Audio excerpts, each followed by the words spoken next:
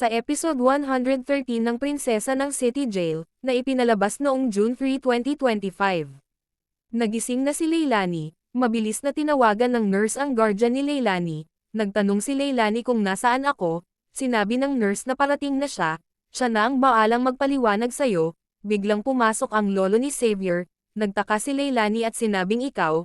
Sinabi naman ni Julio na oo Leilani iniligtas kita. Sinabi ni Leilani na bakit mo ko niligtas alam ko galit ka sakin. Sinabi ni Julio na nagalit ako sa'yo sa mahabang panahon. Inilayo ko si Xavier sa'yo dahil ang akala ko tama ako, at ang akala ko ikaw talaga ang may kasalanan sa pagkawala ng anak ko pero nag-usap kami ni Xavier. Pina-realize niya sakin na marami akong pagkakamali sa'yo Leilani. I'm sorry kaya't pinanggako ko sa sarili ko na babawi ako sa inyo ni Xavier. At nung maospital ka alam kong nasa panganib ka pero hindi lang malinaw sakin kung sino, kaya nagdesisyon ako kailangan protektahan kita.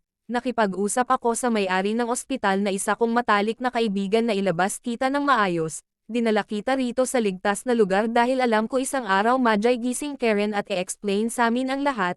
Sinabi ni Leilani na alam po ba ni Xavier na ligtas ako? Sinabi ni Julio na wala siyang alam Leilani.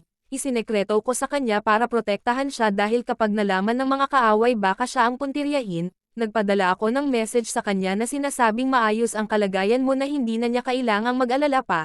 Sinabi ni Leilani na tama po na nilihim niyo ang importante ligtas siya. Humingi ng tawad si Julio. Sinabi ni Leilani na wala na po yun pa matapos ang lahat wala na pong galit sa puso ko, maliban sa isang tao na gumawa nito sakin.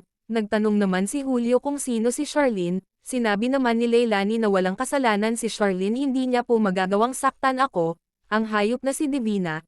Nagtanong naman si Julio na bakit si Divina bakit gusto kanyang patayin. Sinabi naman ni Leilani na dahil marami akong alam na sikretong magpapabagsak sa kanya, mapanganib si Divina palahat idadamay niya, kaya niyang pumatay at manakit.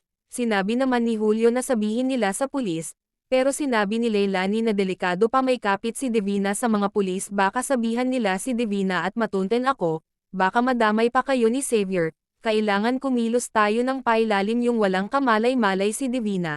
Sinabi naman ni Julio na si Attorney Adrian baka pwede niya tayong matulungan. Sinabi naman ni Leilani na hindi ko siya kilala. Nagkita sina Julio at Attorney Adrian. Sinabi ni Adrian na talaga bang may ebidensya kayo na makakapagpatunay na inosente si Charlene. Sinabi ni Julio na oo halika samahan kita sa kanya. Nagulat si Adrian na makitang buhay si Leilani. Sinabi ni Adrian na all this time nandito ka lang. Sinabi ni Julio na ako ang kumuha sa kanya dahil nasa panganib ang buhay niya, ni Xavier at Princess. Sinabi naman ni Leilani na lalo na si Charlene na siya pala ang pinagbintangan sa nangyari sa akin, pero walang katotohanan yun wala siyang kasalanan. Sinabi naman ni Adrian na sinong gumawa nito sa'yo. Sinabi ni Leilani na si Divina. Nagulat naman si Adrian at nagtanong na si Divina anong kinalaman niya dito. Binigay ni Julio ang USB kay Adrian. Nandito sa loob ang testimony ni Leilani kung bakit siya nito pinagtangkaan at kung bakit nanganganib ang buhay ni Charlene. Sinabi ni Adrian na nagkausap na ba kayo ni Charlene tungkol dito. Sinabi ni Leilani na hindi pa mapanganib si Divina isa siyang kriminal. Gusto ko sanang mapakulong si Divina.